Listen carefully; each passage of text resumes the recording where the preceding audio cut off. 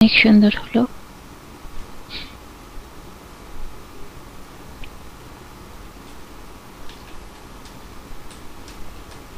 আমার স্মৃতি থেকে আমি কি বলবো আমি জানি না, আমি চেষ্টা করছি। এলোমেলো অনেক স্মৃতি চোখের সামনে, চেষ্টা করছি। খুব ছোটবেলায় আমি সবচেয়ে প্রথম ভালোবাসি আমার বাবাকে। বাবার কাছে গল্প শুনতে বসলে সব ভুলে যেতাম, আর বাবা এক এক দিন এক এক বিষয়ে গল্প বলতেন। অন্যান্য বাচ্চাদের মতো আমাকে কখনো রাজা রানী বা রাক্ষসের গল্প টানত না, আর আমার বাবাও কোনো দিন আমাকে ওইসব গল্প বলতেন না। বাবা বলতেন দেশ, মাটি, পতাকা, ভাষা আর মানুষের কথা, ওদের গল্প। পতাকার গল্প আমি তন্ময় হয়ে শুনতাম। মগজের পরতে পরতে আমার জেগে উঠত অজানা, অদেখা, অদৃশ্য কিন্তু নিবিড় এক বন্ধনের চমৎকার সেলুলয়েডের ফিতা। আমি দেখতাম আমার বাবার মুখ, স্মিত মুখের রং কতবার যে বদলে যেত, কখনো বিমর্ষ, কখনো উদ্দীপ্ত, কখনো অহংকারী। সব ছাপিয়ে আমার বাবার চোখে জ্বলত আগামীর জন্য নিবিড় ভাবে বুনে দেওয়া সুন্দর এক দেশের, চমৎকার এক প্রজন্মের আর অহংকারী এক পিতার ছবি। আমার বাবা আমাকে বলতেন, ওই যে পতাকাটা দেখছো, ওটা শুধু পতাকা নয়, সবুজের মধ্যে ওই যে লাল রং, ওটা রক্ত, আমাদের দেশের অসাধারণ সাহসী মানুষের রক্ত, আমাদের মাটির অসম্ভব রকম মেধাবী সব ফসল যারা পূর্ণতা পেয়েছে অপূর্ণতার বলিদানে ওই লাল রক্তের স্রোতে। ওর ভেতর তোমার দাদার রক্ত মিশে আছে।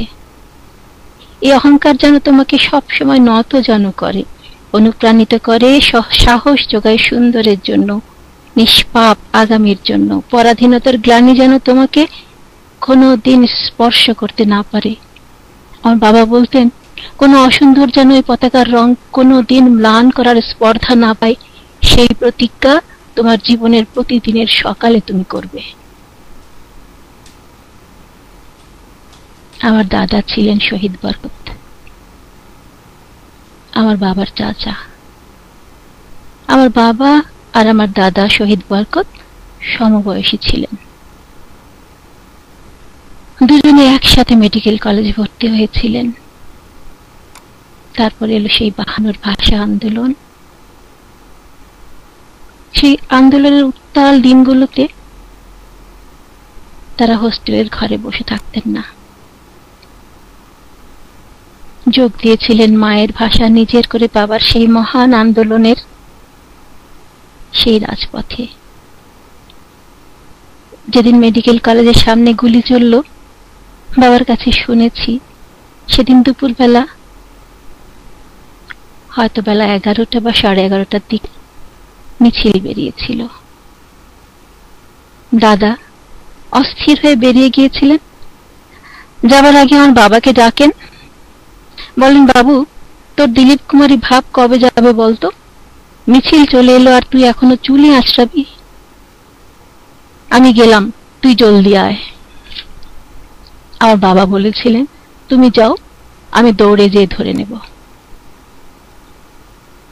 বাবা যখন দৌড়ে গেলেন, ততক্ষণে দাদার রক্তাক্ত দেহ লুটিয়ে পড়েছে তপ্ত রাজপথের কালো পিচকে লাল রঙে রাঙিয়ে দিয়ে। বাবার মুখে শুনেছি, বাবার আর কিছু মনে ছিল না। বাবাও পড়ে গিয়েছিলেন মাথা ঘুরে রাস্তার উপর। তারপর আমার বাবার কোনো দিন মেডিকেল কলেজে ফিরে যায়নি।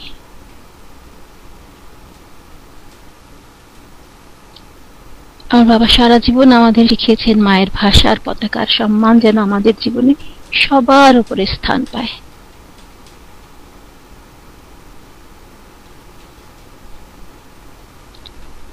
তারপর স্মৃতির পাতা যখন হাতড়াই, চোখের সামনে জল জল করে জ্বলে আমার ভাইয়ের মুখ। 71-এ আমার ভাইকে নিয়ে গেল ওরা। যেদিন আমার ভাইকে নিয়ে গেল, সেদিনটা ছিল আমার ভাইয়ের গায়ে হলুদের দিন। ওই প্রচন্ড যুদ্ধের সময় বিয়ের প্রশ্নই তো আসতে পারে না, কিন্তু প্রশ্ন এসেছিল কারণ আমার ভাইকে যারা পছন্দ করে তাদের মেয়ে হাতে তুলে দিতে চেয়েছিল, তারা চেয়েছিল ওই কালো কুৎসিত জঘন্য পঙ্কিল হাতের থাবা থেকে তাদের মেয়েকে একটা নিরাপদ আশ্রয়ে পৌঁছে দিতে। অনেক জোর করেছিল আমার ভাইয়াকে বিয়ে করে তাদের মেয়েকে সেই আশ্রয় দিতে। সবাই রাজি হলো শুধুমাত্র ওই মেয়েটিকে একটি নিরাপদ আশ্রয়ে নিয়ে আসার জন্য।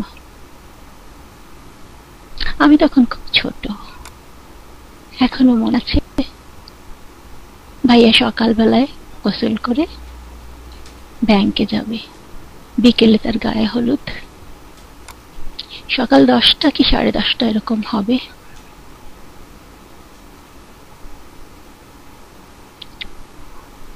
ভাইয়া তৈরি হচ্ছে, আমার কাজ ছিল ভাইয়া যখন বাইরে যেত তার সব জিনিস আমি হাতের কাছে এগিয়ে দিতাম। সেদিনও আমি এগিয়ে দিচ্ছিলাম ঘড়ি, কলম, মানি ব্যাগ, রুমাল। হঠাৎ দরজায় ধুমধাম ধুমধাম শব্দ, কলিং বেল অবিরাম বাজছে। কে যেন দৌড়ে যে গেট খুলে দিল। এখনো মনে আছে, মুহূর্তের মধ্যে সারা বাড়ি ভরে গেল খাকি পোশাকে, কালো কুৎসিত জঘন্য অসভ্য একদল মানুষে। বাড়ি ভর্তি মানুষ, মেহমান, বিশেষ করে আমাদের সব কাজিনরা, চাচাতো, মামাতো, ফুফাতো ভাই বোনরা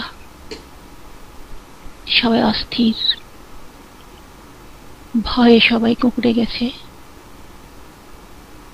তারা কোনো দিকে তাকালো না, সোজা বারান্দায় এসে জিজ্ঞেস করলো আমার ভাইয়ের নাম। কামাল। কামাল কোন হ্যায়? ভাইয়া কিছুই বুঝতে পারছিল না ভাইয়াকে কেন খুঁজতে এসছে। ভাইয়া বারান্দায় বেরিয়ে গেল, বলল আমি কামাল। ওদের সাথে জেন্ডি ভাই যে বলল না রাজাকারদের কথা, কি বলবো, ওদের সাথে দুজন বাঙালি ছিল আমাদেরই পাড়ার। কারণ এই পাকিস্তান থেকে আসা ওদের পক্ষে তো জানা সম্ভব না কামাল কোনটা। তাদেরকে তো আমরাই চিনিয়ে দিয়েছিলাম কাকে কাকে নিতে হবে, কে কে থাকবে ওই লিস্টে। তাদেরকে আমরাই দেখিয়ে দিয়েছিলাম আমাদেরই কেউ। তেমনি আমার ভাইকেও তারা দেখিয়ে দিল। তারা কানে কানে বলল, হ্যাঁ এটাই কামাল। আমার ভাইয়াকে বলল, আপনাকে আমাদের সাথে যেতে হবে। ভাইয়া জিজ্ঞেস করেছিল কেন? তারা বলেছিল, আপনার প্রেসে কি কি ছাপা হয় সেই সম্বন্ধে আমরা কিছু জিজ্ঞাসাবাদ করব।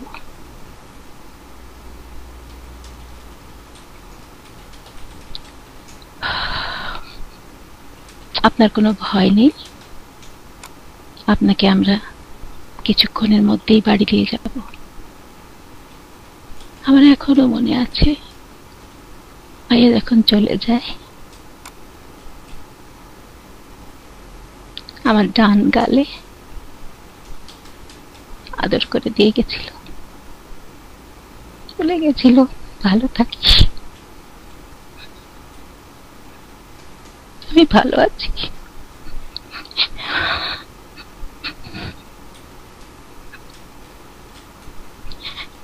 আজকে 14,610 দিয়ে আমি ভাইয়া ডাকি।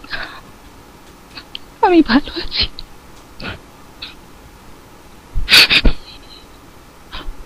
আমি সরি, বাইকটা ছেড়ে দিচ্ছি।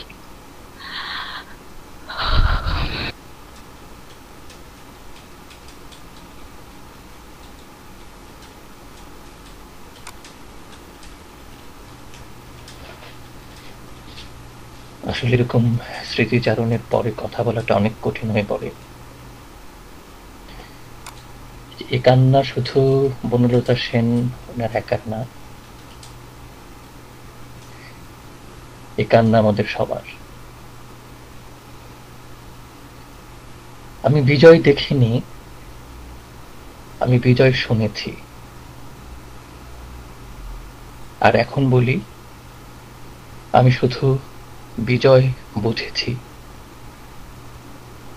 আমি বিজয় বুঝেছি এরকম, শুধুমাত্র একটি ভৌগোলিক বিজয়। সত্যিকারের বিজয় আমাদের কিন্তু এখনো আসেনি। এ বিজয় শুধু সংখ্যালঘু আমাদের মতো কিছু মানুষের বিজয়, যারা ল্যাপটপ, কম্পিউটার, ফেসবুক, ইন্টারনেট এবং একটি শক্ত ছাদের নিচে বসবাস করতে পারি, তাদের জন্য বিজয়। আমরা সেই বিজয় সেদিন পাবো যেদিন টেকনাফ থেকে তেতুলিয়া পর্যন্ত সকল মানুষ, সকল বাঙালি একটি স্ট্যান্ডার্ড সাধারণ মিনিমাম জীবনযাপন সবাই করতে পারবে। সেদিন হবে আমাদের প্রকৃত বিজয়। ছোটবেলার বাংলা বইয়ের সেই পড়া থেকে আমরা যেরকম মুখস্থ করেছিলাম যে স্বাধীনতা পাওয়ার চেয়ে স্বাধীনতা রক্ষা করাটাই কঠিন, তাটা আমাদের যে সত্য করে আর কেউ বুঝবে না যে স্বাধীনতা পাওয়ার চেয়ে স্বাধীনতা রক্ষা করাটা অনেক অনেক কঠিন। এনিওয়েজ, কথা বাড়াচ্ছি না। সত্যি অনেকদিন পরে একটা ভাবাবেগের মধ্য দিয়ে চলে এসেছি।